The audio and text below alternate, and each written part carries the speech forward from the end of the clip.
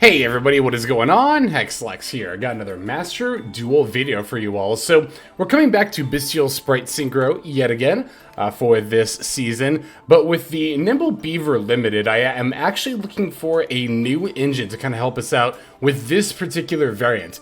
And so I have turned to the Mutant engine. So this is actually a deck that we put together over on a stream pretty recently.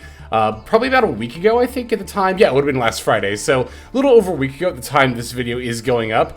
Chat and I built this variant of Spright Synchro together. I thought it'd be fun to, because I wanted to build a new version of it anyway, right, for the new ban list. So I thought it would be fun to do that together. So you might be thinking, well, Lex, for your pure Sprite deck, you were talking about how the Nimble engine is still good and still fine and does everything it needs to. So for Spright Synchro, why are we looking to replace it?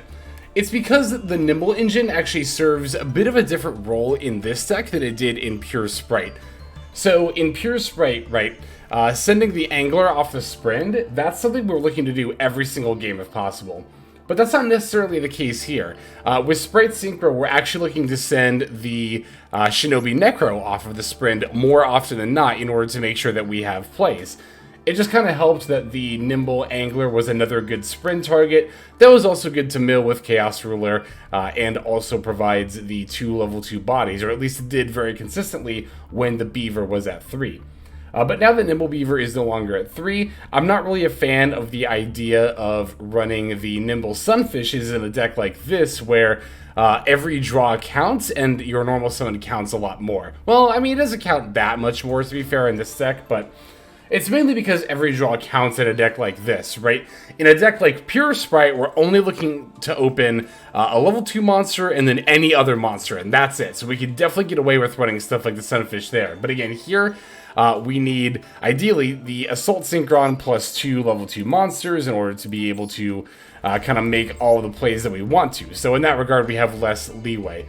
So, in looking for other engines, right, I'd considered maybe Dark Beckoning Beast, I'd considered maybe going back to Diva, possibly, but I Wish I Was Dead, who I've actually had on the channel before, and is a known chef in the Yu-Gi-Oh community, always cooking up decks and helping to cook up decks, suggested the Mutant engine. So this is something I've seen people talk about playing in Spright before. The idea is that Myutant M05 is a level 2 psychic monster that, when normal or special summoned, allows you to add a mutant monster from your deck to your hand, except another copy of itself. And for the purposes of this deck, you don't need to know any other effects of this card. That's the only effect that we care about.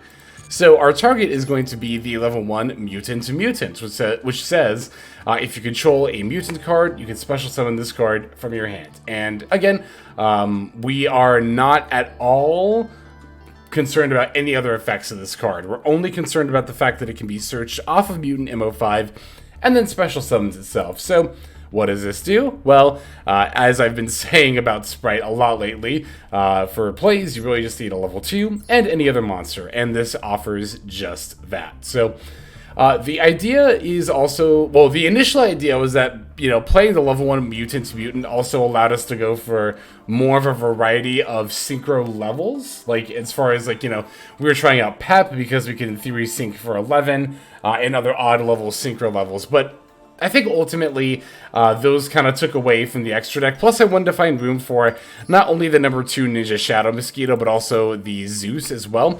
And on top of that, there was at least one game we could have won if we'd had a second Gigantic in our extra deck. And it's not the first time I've encountered that issue, actually, when playing this deck. That is only playing one Gigantic in the extra deck and being in a situation where I could have won if I'd had a second copy. So this is definitely still a work in progress. I'm not even 100% sure, to be fair, if the Mutant engine is the way to go. But yeah, I still want to show these games off. These are all games we played on stream. They're not going to be, like, you know, live from the stream. We'll be watching replays and analyzing them. But I had a lot of fun, and if you would like to join in on the fun that we have over on stream, you can do that by clicking the description below, and you're going to find a link to my Twitch page, which is twitch.tv/HexLexLive. There, you can follow me over on Twitch. That way you'll get notifications every time I go live on stream. if you feel like subscribing to the Twitch, so that way you not only get the notifications, but also exclusive emotes, and then also just, you know, supporting the Twitch channel. That is, of course, totally welcome as well, but you only have to follow to get the notifications there. You can also follow me over on Twitter. Again, link is going to be in the description below. That one's going to be HexLexYGO is going to be my username on Twitter, and there I post my stream schedules every single week, so you can always find that there as well. Let's see, is there anything else I wanted to mention? I mean, aside from introducing the Mutant engine as an alternate to the Nimble engine, we're really just still doing the same things we were before in terms of both combos and playstyle, and even down to the cards we play are still playing a lot of the same cards. We're very much still in the Ringo Worm waiting room. Once we get Ringo Worm, this deck gets so much better. I've said that so many times, but it continues to be true, and I'm like, every time a new selection pack comes out, I'm like praying, hoping that this one has Ringo Worm in it. I don't care if it's a UR. I expect it to be a UR. I will drop 90 UR points guaranteed no matter what on those when that card comes out. But in the meantime, we're just going to have to make do with what we have as far as Spright Synchro goes, which, to be fair, is still quite a bit. So let's go ahead and break this list down card by card, and then we'll see some gameplay. So we're playing 1 Myutant Mutant, 3 Maxx, 1 Caligo Claw Crow, 1 Shinobi Necro, 3 Myutant M05, 2 Spright Blue, 1 Spright Jet, 1 Spright Red, 1 Spright Carrot, 3 Assault Synchron, 3 Ash Blossom and Joyous Spring, 1 Bystial Magnamhut, 2 Bystial Saronir, 1 Bystial Druiswarm, 2 the Bystial Lubellion, 1 Nibiru the Primal Being, 2 Triple Tactics Talent, 1 Branded Regained, 2 Emergency Teleport. This is to grab the Myutant M05, by the way. 2 Call by the Grave, 2 Spright Starter, 1 Crossout Designator, 1 Spright Smashers, and then 2 Infinite Impermanence. And that'll do it for our main deck here. For the extra deck, we're on 1 Cupid Pitch, 1 Chaos War, the Chaotic and Magical Dragon, 1 XL Synchro Stardust Dragon, 1 Baronne de Fluer, 1 Sword Soul Supreme Sovereign Shengying, 1 Chaos Angel, 1 Gigantic Spright, 1 number 2 Ninja Shadow Mosquito, 1 number 38 Hope Harbinger Titanic Galaxy, 1 Divine Arsenal, AA-ZEUS Sky Thunder, 1 IP Masquerena, 1 Spright Elf, 1 Spright Sprind, 1 Mekk-Knight Crusader Avermax, and then 1 Underworld Goddess of the Closed World. That's going to do it for our list. Let's go ahead and see some games now. Okay, our first duel is going to be against Dragon Link. I actually don't recall off the top of my head exactly how these games played out. Probably because I was all caught up in the stream at the moment. I was just kind of like saving them absent-mindedly. Usually if I'm like playing games for... Oh yeah, this was a first draft of the deck too that also played the Cyframe package. But the idea was that, you know, if we have the Cyframe package, not only is Gamma a pretty good card in its own right as far as like being a hand trap goes, but on top of that we could potentially then E-Telly for a... what is it, a level 2 tuner, but I ultimately decided to take them out because they were just breaking the hands too much. So here we're going to get Maxx, right? But you'll notice the opponent didn't throw out Maxx for quite a while, which I think was a mistake on their part, right? I think especially, not only just in this format, I already think this is correct, but especially once the second wave of Kashtira cards come out, you're going to want to pretty much always just Maxx during the draw phase, and I think my opponent should have done that here. I don't blame my opponent for not doing it when I necessarily normal summon the Mutant M05, because this does not have an effect that special summons, and my opponent might not be super familiar with mutant cards, but upon the resolution of my search, you probably should just throw out Maxx. But yeah, they missed out on a draw. They could have gotten a draw off the Spright Blue here if they had done that, but I'm going to Maxx them during their draw phase. Looks like we're going to start with a Branded Regain, followed up by the Starliege Saphert. We do have the Nibiru in hand, but you have to be a bit considerate of when you use Nib against a deck like Dragon Link. Dragon Link is a deck that, don't get me wrong, it is very susceptible to Nibiru. It very easily triggers the Nibiru and gets up to 5 summons, but when it comes to actually playing through it, you know, Nibiru is not necessarily enough to stop a Dragon Link player. So you're definitely going to want to make sure that you have the backup plan kind of in mind as well. Or not even necessarily a backup plan, but more that you're just being mindful of when you're dropping it, right? Now, if your opponent's about to put an Omni-Negate card on the field, then you'll definitely want to go ahead and make sure you're dropping the Nibiru before that has a chance to come out. So, for example, right here, right, I'm going to Nibiru because my opponent has Tracer plus Druiswarm. It'd be very easy for them to just sink for a level 10 for the Baronne de Fluer, so gonna want to make sure that we go ahead and just take care of that now. Yeah, my opponent gets a couple of draws, and actually a Bystial summon too off of the regained, and they get to use Druiswarm to pop my Nibiru, but it's fine. We can prevent the Druiswarm from coming back. They are going to summon a Magnamhut. I'm guessing they top deck this off of one of those 2 draws off the Maxx off my Nibiru, but...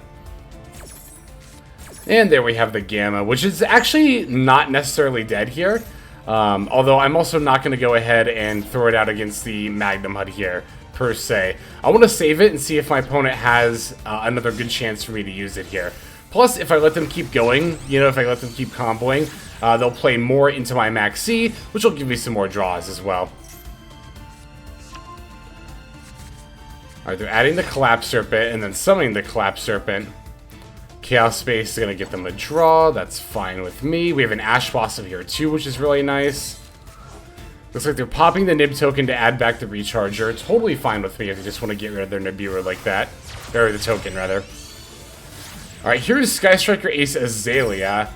I was pretty confused when they dropped this. Like, I don't know what that's all about. I mean, I get that it was to trigger the Rocket Recharger, but I feel like maybe there wasn't another way of doing that. I don't know. But anyway, when Rocket Recharger activates, that's when I'm going to go ahead and Gamma here, right? Because now my opponent no longer has a normal summon. They only have 2 cards in hand.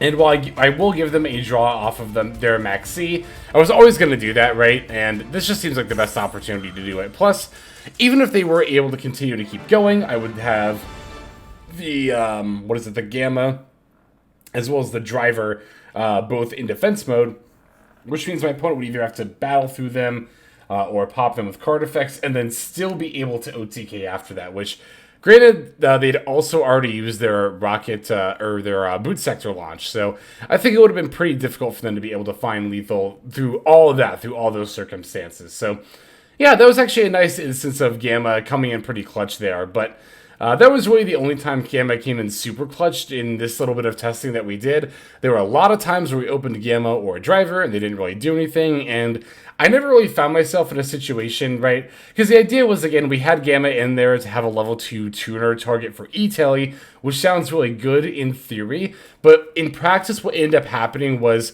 we were drawing / opening Gamma in situations where it wasn't at all useful, far more often than a situation where we had E-Telly plus the ability to make plays, save a level 2 tuner. It's just such a niche situation, but here it did put in some work, I will admit. But that's going to go ahead and do it for this first duel. Let's go and take a look at the next one now. This game is going to be against Fluonderies, which is my... I'm not even going to be sarcastic. I was going to say it's my absolute favorite deck to play against, but no, quite the opposite. It's actually my least favorite deck to play against, but it's still fine. Like, obviously, it's not that powerful of a deck. It's fine. This build is playing 3 Falsidinas, which is very fun, but... anyway, I'm going to start off with the Bystial Lubellion. I'm going to use that to grab myself a Magnamhut. I'm going to then activate Saronir to banish the Lubellion before normal summoning the Shinobi Necro and sinking for 8. The reason I summoned Saronir and not that Magnamhut I just searched is to not only get a Lubellion dump, but in the process of doing that, we can use Saronir to chain block the Chaos Ruler. So if you're ever able to make Chaos Ruler with Saronir, I would definitely do it if possible. As long as it's still a good play. You know, don't necessarily go out of your way to do it. But the Spright Blue is a really good excavate here, too. I'm going to use Magnamhut to banish the Shinobi Necro.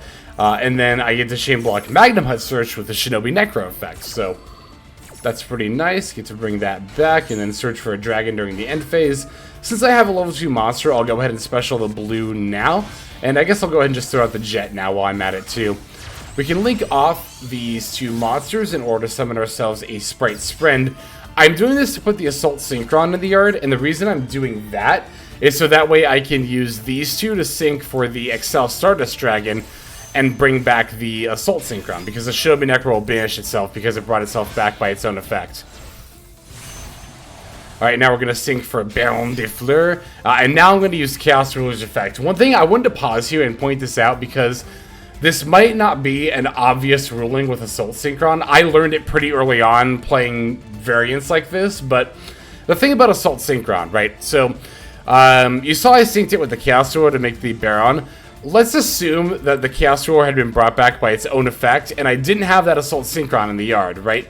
If you Synchro summon an Assault Synchron that's on the field, plus a Chaos Ruler, that has been brought back by its own effect that gets banished when it leaves the field. Just so you know, you will not be able to bring back that Chaos Ruler with the Assault Synchron that was on the field, because Assault Synchron has to already be in the graveyard at the time that Chaos Ruler is getting banished. So I just wanted to point that out. I've seen a couple of, like, very, very occasionally, I'll come across other players using Assault Synchron, and they kind of, like, end up misplaying in that regard. Granted, it doesn't read the most obvious if you just read the card, but yeah, fun fact, like I said, Assault Synchron does have to be in the graveyard when the monster is getting banished. You can't sync it and Chaos Ruler and then bring back that Chaos Ruler that's getting banished. So anyway, here we have the Baronne. We have the number 38, so we have a Spell Negate and an Omni Negate. We also have a Smashers to go with the Sprind. We get to Maxx, and we get the Druiswarm Surge too. So we have a lot of potential disruption here. Of course, against a deck like Flow, the Druiswarm isn't going to matter as much, but all these other three cards on our field, the Baronne, the 38, and the Smashers, should all matter. Oh, that is actually another weird kind of piece of tech my opponent was playing, is to lose one turn. But, yeah, this card, I don't know why my opponent is playing this before maxing out on their can be only ones and Rivalry and Gozen. Those cards are all better than this, and they're mainly better because they're not only floodgates that are good on turn 1, but they also are kind of like, and Skill Drain also falls under this label too, right? It's a floodgate that can screw your opponent up, screw your opponent up, yeah, I said that correctly, the instant it's flipped, not just if it's already on the field, but lose one turn, right? Can only negate the effects of monsters the turn that they're special summoned, and will only switch monsters to defense mode when they're summoned in attack mode. But in a situation like this, right, where I already have an established board, the lose one turn definitely does not really do that much here. So, not a big fan of the lose one turn in my opponent's deck. They ultimately end up grabbing the Unexplored Winds.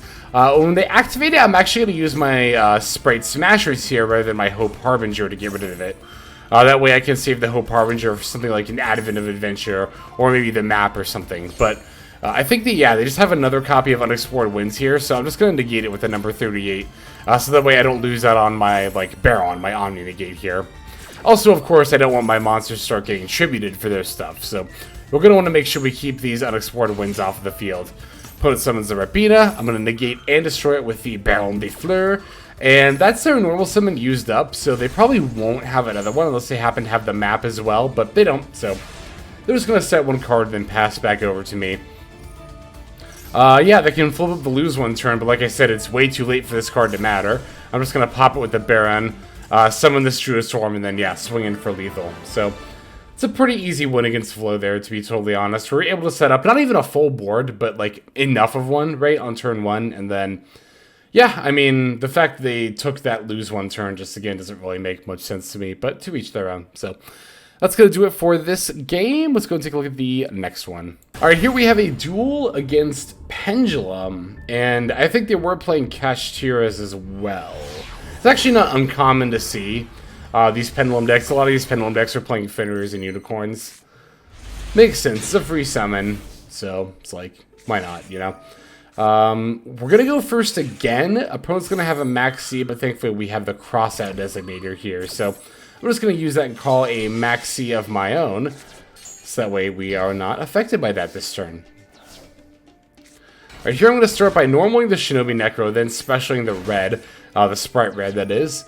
Then we can E-Tele for the Myutant M05 that will allow us to summon the Myutant Mutant. And more importantly, it'll give us a level 2 tuner plus 2 level 2 non-tuners, which is enough of a setup to go into the Cupid Pitch into Chaos Ruler line. And the nice thing about playing the Mutant package here is that we even get an extra body on the board in the process of that. Like, we didn't need it to make our plays here, but it's of course still nice to have the Mutant on the field. Alright, let's do some Chaos Ruler Excavating. I already see a Lubellion, as well as a Spright Blue, and a Magnamhut, oh my god. But I'm actually going to take the Spright Blue here. I think that's the best one because it allows us to go into our Spright line. Then we can get the Caligo Claw Crow off of the Cupid Pitch, special the Crow, special the Spright Blue, link off the Crow and the Chaos Ruler for Spright Sprind. Again, I already opened Shinobi Necro, so while I would normally dump that with Sprind, I'm going to dump an Assault Synchron instead because we don't have one of those in the graveyard just yet. Alright, bringing back the Chaos Ruler via its own effect. Shinobi Necro also gets to come back via its own effect. And then we'll go ahead and sync both of those off for Baronne de Fluer. Alright, Assault Synchron gets to bring back the Chaos Ruler here, which is pretty rad.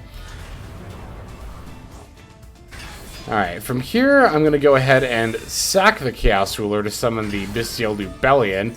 Bystial Lubellion throwing down the Branded Regained from the deck. I'm then going to special summon the Jet before sinking the Jet and Lubellion into the Chaos Angel. Although my opponent doesn't have a card to banish, this will make it so that not only can no monsters on my field be destroyed by battle, but also both the Chaos Angel itself and my Baronne will not be affected by my opponent's monster effects. So it's going to be some nice added protection there for our turn coming up. Alright, linking off into a Spright Elf, we even pulled a Carrot off of the Gigantic, gonna grab a Blue off of the Starter. That's my last Spright monster, so you might be wondering why I grabbed the Blue when I already had a Blue, but yeah. Like I said, last Spright monster, and then Elf gets to bring back the Red, and we'll pass over to our opponent. So this is a pretty typical turn 1 end board for a deck like this, if it gets to get going, and it looks like it's going to be one that our opponent's just going to go ahead and concede into. I think I actually meant for this to be the first game that I showed, because usually I like to start with, like, here's what a turn 1 board looks like, but I guess I forgot. So, oops, oh well. It's all good. One more game to show. Let's go and do it here. Alright, this one is going to be everyone's favorite combination of cards, I'm sure. It's Runick and Kashtira. Whoa! This is actually like the second or third time this season already I've played against this variant, and yeah, the second is fine. It's not that big of a deal. I don't think so, anyway. I've yet to lose to it, so I've yet to really... Not only have I yet to lose to it, I've kind of yet to see this variant, like, do anything. So it's like, yeah, it's fine. Yeah, Assault Synchron plus Blue. We even have a couple of Bystial monsters to boot. I did actually consider downshifting my Cupid Pitch, or upshifting it rather... No, downshifting it to level 2 rather than level 6, because syncing Cupid Pitch with Saronir is really, really good. It allows you to chain block the Chaos Ruler Search, which is nice, but it wasn't necessary. So I ultimately decided not to do it here. We do manage to find a Saronir off of the Chaos Ruler. I'll add it, because it's my only target there. And then we get to the Caligo Clawcrow. So let's summon that and then link it off with the Chaos Ruler. Gonna go for the Sprind. This time we did open Assault Synchron, so we can go ahead and just use Sprind to dump the Shinobi Necro.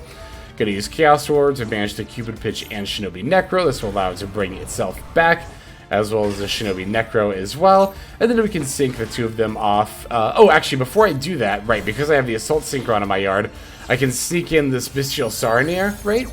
And then I can sync the Bystial Saronir with the Shinobi Necro for the Assault Synchron Stardust. That will allow me to bring back my Assault Synchron. But remember, if I Synchro Assault Synchron with the Chaos Ruler now, I don't get to bring Chaos Ruler back. So I have to Synchro the Assault Synchron with the Excel Stardust. That way I can get the Assault Synchron in the graveyard before the Chaos Ruler leaves the field and gets banished, which I'm going to do with the Lubellion here. So now, because the Assault Synchron is already established in the graveyard, we get to bring back the Chaos Ruler. And then I'll go ahead and use Lubellion's effect to set up the Branded Regained for my deck. I think it's to summon the Magnamhut. Magnamhut gets a search. On top of that, the Branded Regained will allow us to get a draw too.